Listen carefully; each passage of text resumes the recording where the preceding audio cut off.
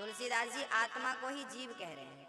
तो कुछ लोग जीव कहते हैं, जीवात्मा, कोई सीधे आत्मा कहते हैं। तो जीव और आत्मा एक ही है, दो नहीं है, ये क्लियर कर लो पहले। हाँ, आत्मा स्वर्ग दुख स्वर्ग नरक बिल्कुल नहीं जाती। आप भूल में ना रहना, मैं आपको क्लियर कर दूं। इसके बाद ये ज्ञान भगवान जाने आपको कोई देता भी है या नहीं देता। तो आत्मा स्वर्ग नरक नहीं जाती, आपके फल नहीं भोगेगी, शरीर भी नहीं भोगेगा, यहीं जल जाएगा, यहीं गड़ जाएगा। कौन है तीसरा? जो तीसरा है बस वही आपके पुण्य और पाप का भोगता है। वो तीसरा कौन है? कौन है वो? जानकारी है? हाँ, उस तीसरे का नाम है मन। कौन है वो? मन। पूरा खेल इस मन का ही है। सुख का कारण कौन है?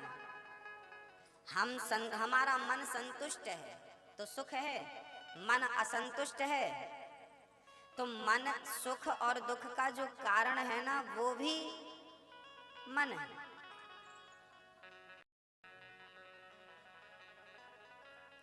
यदि मन कंट्रोल हो गया तो आप कोई साधारण थोड़ी रह जाएंगे, आप तो महापुरुष बन जाएंगे। मन ही तो साधना है। हमारे सुख दुख पाप पुण्य का भोक्ता मन है, ना कि आत्मा, ना कि शरीर। माया मरी न मन। अच्छा, हम मर जाते हैं, हम मर जाते हैं, लेकिन जो हमारा मन होता है ना, हमारी इच्छाएं होती हैं, वो कभी नहीं मरती। माना कि हमने मरते समय किसी की इच्छा करी, भरत जी ने मृग की कामना करी, ये मृग मेरे बाद इस मृग का क्या होगा। मृग का चिंतन करते करते भरत जी ने प्राण त्यागे तो दूसरे जन्म, अब मरते समय उनके मन में मृग की इच्छा थी। देखो, मन जो है ना वो कैमरे का काम करता है। ये जो कैमरा है ना, ये सब कुछ कैप्चर करता है। गंगा की तरफ कर दो तो गंगा को कैप्चर कर लेगा, नाले की तरफ कर दो तो नाले को। वो ये नहीं कहेगा कि ये नाला है कि ये गंगा है। वो तो गंगा को भी कैप्चर करता है और गंदी चीज को भी कैप्चर करता है, उसका तो काम ही है।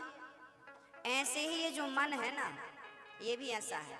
ये मरते समय आपके दिमाग मन में जो था वो बांध के रख लिया और यमराज के सामने गवाही दे दी कि मरते समय इसके मन में ये था। मृग मृग चल रहा था इसके मन में, मृग मृग, लो भैया अगले जन्म में मृग बना के भेज दो। हम यहाँ जो कर रहे हैं अच्छा बुरा, इसकी गवाही कौन देगा? इसकी गवाही मन ही जाकर, ये मन ना बड़ा दोगला है, ये आपके साथ रहेगा आपका बन के। मुंह में राम राम बगल में छुरी इसी की है। ये आपके साथ आपका बन के रहता है और वहां जाके आपकी पूरी पोल पट्टी खोलता है यमराज के पास। इसलिए फलानी तारीख को इतने बज के इतने मिनट में इसने पाप किया था कमरे के भीतर, इसने इतने मिनट पे इतने बज के इतनी तारीख को इसने ये काम किया था। पूरी पोथी आपकी खोल के रखता है, पूरी पिक्चर चलती है आपकी जन्म से लेके पूरे टाइम तक की, जब तक जिंदा थी पूरी पिक्चर दिखाता है ये मन यमराज को। और फिर उस आधार पे पुण्य पुण्य अलग कर दिए गए और पाप पाप अलग कर दिए गए। फिर उसके हिसाब से आपका पुनर्जन्म, दूसरा जन्म निर्धारित किया जाता है ना भाई। अपराधी के साथ यही तो होता है ना। पहले अपराधी का पूरा हिसाब किताब तैयार होता है, उसके बाद जज अपना जजमेंट सुनाते, फांसी की सजा दो, उम्र कैद दो, या 1 महीने की या 6 महीने की, या इज्जत बरी करो। जज का जजमेंट तो बाद में आएगा, पहले तो कार्रवाई होगी ना, सब देखा जाएगा कितना पुण्य कितना पाप कितना अच्छा बुरा हमने किया। मेरा मांगना तो देखो मैं तुमसे क्या मांगता हूँ, मेरा मांगना तो देखो मैं तुमसे क्या मांगता हूँ। मैं तुमको ही तुमसे मांगता हूँ। प्रभु मैं क्या मांगता हूँ?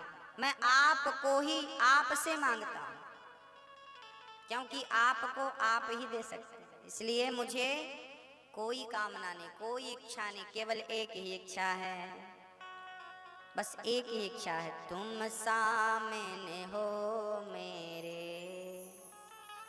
मेरा दम ही निकल जाए राधे तेरे चरणों की रज धूल जो मिल जाए। हे माँ, आपके चरणों की धूल मेरे मस्तक पर लगती रहे, रखती हमेशा बनी रहे मेरे मस्तक पर, मैं तो यही आपसे प्रार्थना करता हूँ। आप लोग भी कभी कभी वृंदावन जाया करो, जाते होंगे वैसे आप लोग तो पास में हैं, तो ब्रज रज को मस्तक पे लगाते हो कि नहीं? ब्रज का भक्त तो उस रज पे जाकर लौटता है, स्नान करता है उस रज पर। बड़े बड़े लोगों को, करोड़पतियों को हमने ब्रज रज पर लौटते हुए देखा है। बड़ी महिमा है उस रज की। ब्रज का फुल फॉर्म क्या है? ब्रज का फुल फॉर्म है ब्रह्म की रज। ब्रज से ब्रह्म, रज से रज। ब्रह्म की रज अर्थात साक्षात जगत का पालनहार जो नारायण है, वो कृष्ण बनकर आए और उनके चरणों की रज, राधा रानी के चरणों की रज कहीं मिलती है तो वृंदावन में मिलती है। इसलिए उस ब्रह्म की रज का शॉर्ट में नाम हो गया ब्रज। ब्रह्म की रज अर्थात ब्रज।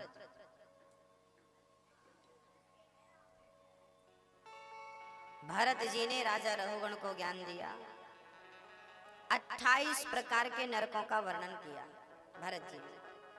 28 प्रकार के नरक होते हैं, जो जैसा पाप करता है उसे वैसे नरक में जाना पड़ता है। याद रखना मेरी माँ, दुनिया की अदालत बिकाऊ हो सकती है, यहाँ का जज, यहाँ का वकील बिकता है, यहाँ के फैसले बिकते हैं, पर भगवान जो है ना, वहाँ कुछ नहीं बिकता।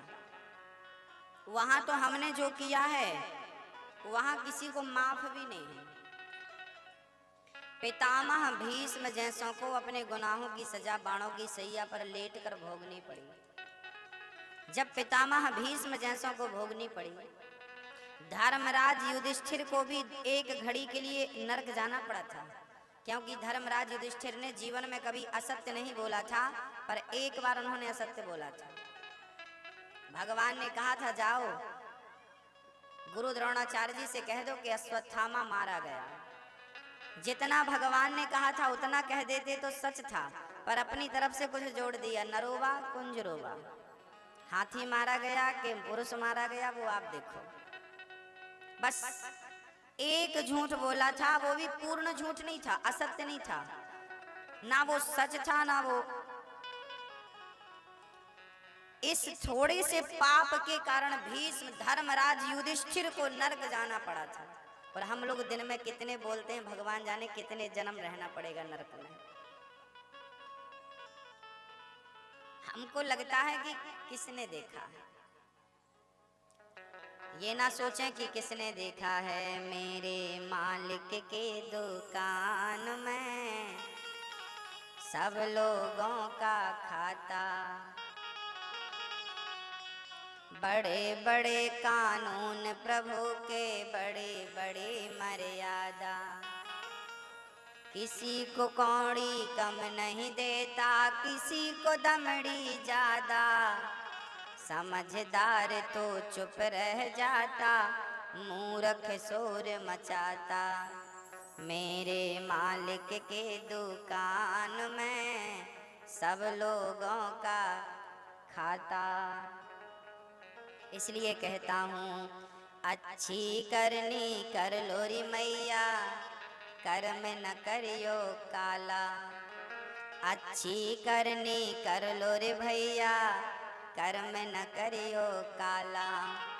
लाख आंख से देख रहा है, उन्होंने तो 1 लाख CCTV कैमरे लगा रखे हैं आपके पीछे, रात को भी काम करता है उनका कैमरा। लाख आंख से देख रहा है, तुझे देखने वाला सच की खेती कर लो चतुर नर, समय गुजरता जाता मेरे मालिक के दुकान में। एक एक पाप का हिसाब होगा, तब रोते रह जाओगे, तब पश्चाताप करते रह जाओगे, क्यों किया हमने ये गलत काम। क्यों किया हमने ये गलत काम। श्री परीक्षित जी बोले, प्रभु हमसे भी कोई ना कोई अपराध तो हो ही गया होगा, गलतियां तो हो ही जाती हैं। अब बताइए हम इस पाप से कैसे बचें।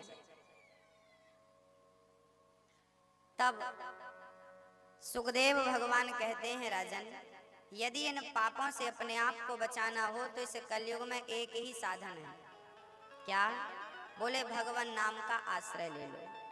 कितना भी बड़ा पापी हो, यदि वो भगवान का नाम जपता है तो जैसे एक दीपक से घर का सारा अंधकार भाग जाता है, ऐसे राम के नाम से सारे पाप समाप्त हो जाते हैं, जन्म जन्म के पाप कट जाते हैं नाम से। इसलिए कलयुग में पाप से बचना हो, नरक से बचना हो तो केवल भगवान के नाम का आश्रय लेना चाहिए। से नाम जपो, कलयुग केवल नाम आधारा, सुमरि सुमरि नर उतरहि पारा। कलयुग में नाम का बड़ा प्रभाव है। इसलिए हम कहा करते हैं कि सीताराम सीताराम जपते रहो, नाम बिल्कुल ना छूटे।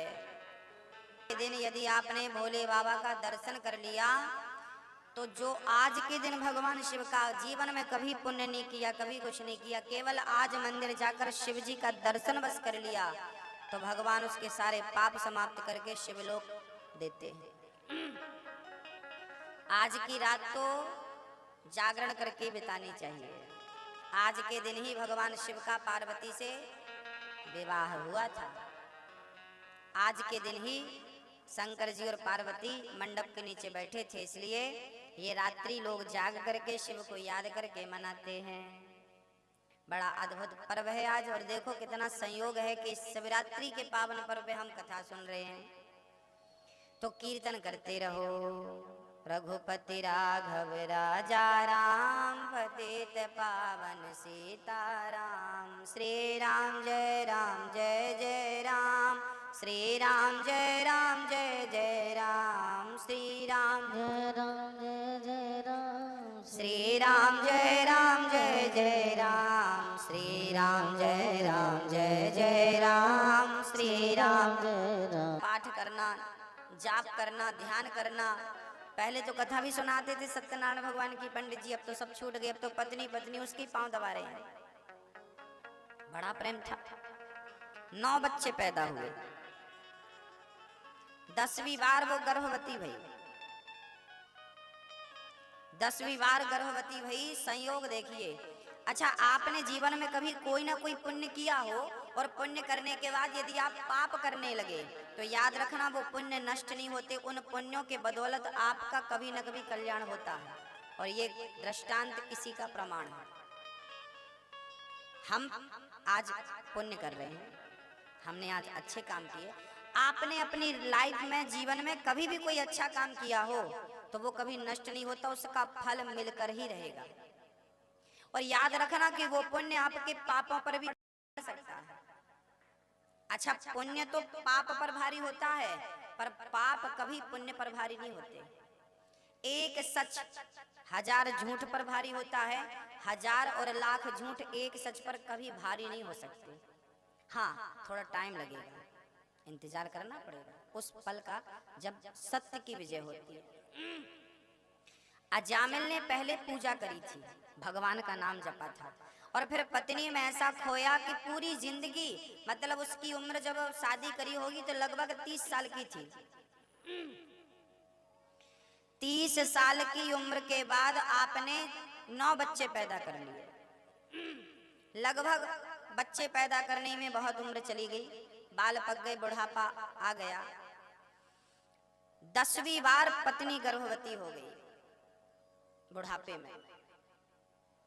पर अजामिल का पूरा समय, अब पत्नी में, परिवार में अब पैसे वैसे नहीं होते तो चोरी भी करना पड़ती थी, झूठ भी बोलना पड़ता था। सारा फरेब करके उन्होंने पैसा कमाया और अपने 9 बच्चों को पाला, पत्नी को खुश रखा, पत्नी को कभी दुखी नहीं रखा। एक दिन क्या हुआ, संत लोग अचानक घर पे आ गए। संतों को देख अजामिल की पत्नी ने प्रणाम किया, महाराज जी आइए बैठिए। संत बोले, बेटी बड़ी भूख लगी है, हम लोग हरिद्वार तरफ जा रहे हैं, तेरा घर मुझे मिल गया, बड़ी भूख लगी है, 2 रोटी दे दो तो बढ़िया प्रसाद हम लोग पाएं। अच्छा, संत लोग पूरी टोली पे थे, 10-12 संत थे। तो अजामिल की पत्नी से संतों ने कहा हमें कच्चा अन्न दे दो, आटा दे दो, दाल दे दो, सब्जियां दे दो, हम बना के खा लेंगे। अजामिल की पत्नी ने बढ़िया घी, गुड़, बढ़िया आटा, चावल, दाल, बढ़िया सीधा सब दे दिया। संतों ने एक पेड़ की छांव में बढ़िया आग लगाई और प्रेम से भोजन प्रसादी बनाई और भगवान को भोग लगाकर तब तक अजामिल आ गया। अजामिल कोई काम से बाहर गया था, अजामिल आया। अजामिल ने देखा घर के सामने साधु लोग हैं। अच्छा, अजामिल को ना साधु संतों से घृणा हो गई थी। जब हम पाप में रम जाते हैं तो हमें हर अच्छे काम से घृणा हो ही जाती है, क्योंकि फिर हमें पाप अच्छा लगने लगता है, फिर हमें अच्छी चीजें अच्छी नहीं लगती। वो आपने देखा हो ना, कभी कभी रोटी भी कड़वी लगने लगती है। कब? जब मलेरिया होता है, किसी को फीवर हो, बुखार हो, तो बुखार में आप रोटी कभी खाएंगे तो कड़वी लगेगी, स्वाद कड़वा लगेगा। तो स्वाद रोटी कड़वी होती नहीं है। आपको मलेरिया है, इस कारण आपका मुंह कड़वा हो गया है, इसलिए आपको रोटी कड़वी लग रही है। यदि संतों की बातें बुरी लगने लगे, माँ बाप की बातें बुरी लगने लगे, समझ लेना कि भयंकर बीमारी हो गई है आपको। अब सर्वनाश की तैयारी कर लो। जब आपके गुरु की बातें आपको बुरी लगने लगे, शास्त्रों की बातें बुरी लगने लगे, माँ बाप का समझाया बुरा लगने लगे और आपके दोस्तों का समझाया अच्छा लगने लगे, गलत रास्ता अच्छा लगने लगे, माँ बाप कहें कि भाई ये रास्ता गलत है पर वहीं जाओ, हाँ, तो समझ लेना कि अब तुम्हारे नाश होने का टाइम है। विनाश काले विपरीत बुद्धि, शास्त्रों ने ऐसा कहा। अजामिल को साधु संत बिल्कुल अच्छे नहीं लगते थे, सत्संग अच्छा नहीं लगता था। तुरंत गया, ए बाबा जी खा पी लिए, चलो भागो यहाँ से। पत्नी ने बैठाया, बैठो, बाबा जी का, संत जी का अपमान नहीं करो, चुप बैठो। संतों ने भोग लगाया और प्रसाद 2 रोटी निकाली, अजामिल को पकड़ा दिया, अजामिल ये प्रसाद है, पाओ। अजामिल प्रसाद नहीं पाता था, कोई शौक नहीं था उसको, वो मानता नहीं था, नास्तिक हो चुका था। पत्नी ने दबाव डाला, खाओ, प्रसाद पाया। अब संत बोले देखो हमने भोजन तो कर लिया, अब लाओ हमारी दक्षिणा दे दो। अजामिल बिगड़ गया, देखो मना किया था बाबा जी को घर पर मत बिठाना, मांगने लगे दक्षिणा, क्या चाहिए? पत्नी बोली प्रभु क्या चाहिए आपको, मैं आपकी क्या सेवा कर सकती हूँ? अच्छा, पत्नी बड़ी अच्छी। संतों ने कहा कि यदि दक्षिणा देना चाहती हो बेटी तो बस इतना ही दक्षिणा दे दो, हम देख रहे हैं कि तुम गर्भवती हो, ये जो तुम्हारा बेटा है ना, ये 10वां तुम्हारा पुत्र ही होगा, इसका नाम तुम नारायण रख देना, यही हमारी सच्ची दक्षिणा है, हमें आपसे कुछ नहीं चाहिए। अजामिल की पत्नी बोली ठीक है। अजामिल भी संतुष्ट हुआ, संत चले गए। अजामिल के घर बेटा हुआ, नाम रखा नारायण। अब अजामिल को छोटे बच्चे से बड़ा स्नेह था, बेटा नारायण नारायण, दिन भर खिलाता नारायण नारायण, उसको पुचकारता, प्यार करता।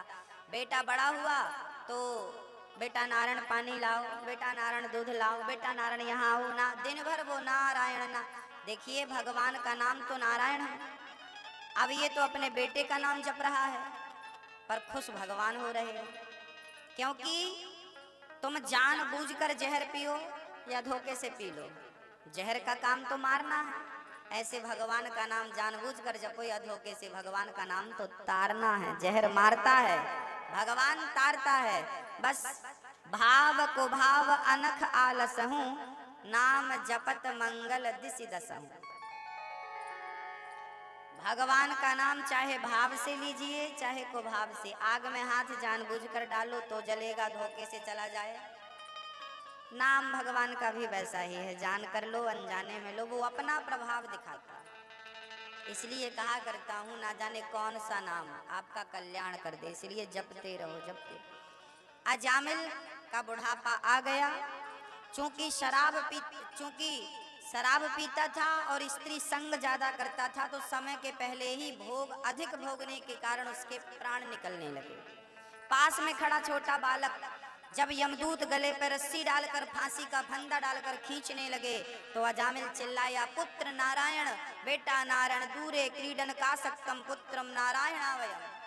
बेटा नारायण, नारायण, नारायण, हमें बचा लो। बेटे नारायण को बुलाया मौत के समय, बेटा तो नहीं आया। परम पिता परमात्मा ने सुन लिया, सुंदर विमान भेज दिया, जाओ मेरे भगत को लेकर आओ। पार्षद गण लेकर आए और पार्षदों ने बड़े प्रेम से अजामिल को ले जाने लगे। यमदूत बोली, ये हमारा ग्राहक है, इसे मत ले जाओ। पार्षदों ने कहा, ये तुम्हारा ग्राहक था, अब ये हमारा हो गया। क्यों? बोले, इसने मरते समय भगवान का नाम ले लिया। यमदूतों ने कहा, आपको गलतफहमी हो गई, इसने भगवान का नाम नहीं, इसने अपने पुत्र का नाम लिया है। पार्षदों ने कहा, इसके बेटे का नाम तो अभी से नारायण पड़ा है, मेरे भगवान का नाम तो अनादि काल से नारायण है, इसलिए नाम लिया है तो उसका उद्धार तो होगा। पार्षदों ने कहा, यमदूतों से अच्छा ये बताओ, नरक जाने का अधिकारी कौन? बोले, जिसने जीवन में कभी कथा नहीं सुनी। ये जो कान है ना, इन कानों का होना तब सफल है जब आप इन कानों से कथाएं सुने। अच्छा, भगवान हृदय में होते हैं कि नहीं? भगवान कहाँ है? हृदय में, यहाँ है। यहाँ है तो आप ये बताइए, यहाँ गए कहाँ से? कहाँ से जाते हैं भगवान? यहाँ प्रविष्टा कर्ण रंध्रेना। जब कानों से भगवान की कथाएं आप सुनते हैं तो कानों से ही ये जो शब्द हैं, शब्द ही ब्रह्म है, शब्द के रूप में परमात्मा कान से ही प्रवेश करता है। इसलिए आप अच्छे लोगों की, भगवान की कथाएं सुनेंगे तो भगवान से प्रेम होगा। दुनिया वालों के बारे में सुनेंगे, दुनिया वालों से प्रेम होगा। भगवान को देखेंगे तो भगवान से प्रेम होगा, दुनिया वालों को देखेंगे। इसलिए कान है कथा के लिए, आंख मिली है भगवान का दर्शन करने के लिए। इन आंखों से दिन भर फेसबुक व्हाट्सएप मत देखते रहा करो। इन आंखों से दुनिया की गंदी गंदी चीजें ना देखा करो। इन आंखों से केवल भगवान का दर्शन, कान से कथा, आंख से दर्शन। और हमारी ये जो वाणी है, जिह्वा, ये किस काम में लगी रहे? ये किस काम में लगी रहे? ये भगवान की कथा कहने में और नाम जपने में लगी रहे। इससे किसी की निंदा ना हो, इससे किसी की बुराई ना हो, इस वाणी से किसी का दिल बिल्कुल ना दुखे। हाथ किस लिए दिए ईश्वर ने? गला दबाओ। किसकी सेवा? किसकी सेवा? इन हाथों से अपने माता पिता के चरण दबाना चाहिए, माता पिता के वस्त्र धुलना चाहिए, माता पिता को पानी पिलाना चाहिए, प्रेम से भोजन देना चाहिए, उनके सिर में मालिश करना चाहिए, चरणों में तेल लगाना चाहिए, जरूरत है तो उन्हें स्नान कराना चाहिए, जरूरत है तो उनके शरीर को कपड़े से पोंछना चाहिए, जरूरत है तो उनको स्वयं वस्त्र पहनाना चाहिए। इन हाथों से माता पिता की, वृद्धों की, गुरुजनों की सेवा करनी चाहिए। अच्छा, पांव किस लिए दिए? पांव, चरण किस लिए दिए? पांव किस लिए दिए भगवान ने आपको? ताकि आप इन चरणों से चलकर भगवान की कथा तक और भगवान के मंदिर तक जा सके। जिनके पांव चल करके भगवान की कथा और मंदिर तक जाते हैं, उन्हीं के पांव होना सफल है। इसलिए शरीर का हर अंग केवल ईश्वर के लिए मिला। अजामिल जैसा महान पापी, चूंकि उसने कभी कोई पुण्य किया था और मरते समय नारायण का नाम ले लिया, लो भैया नरक जाने से बच गया, भगवान ने अपने धाम बुला लिया। चल तू सारे पापों को मैं नष्ट करता हूँ, तुझे मोक्ष का अधिकारी बनाता हूँ। सर्वधर्मान परित्यज्य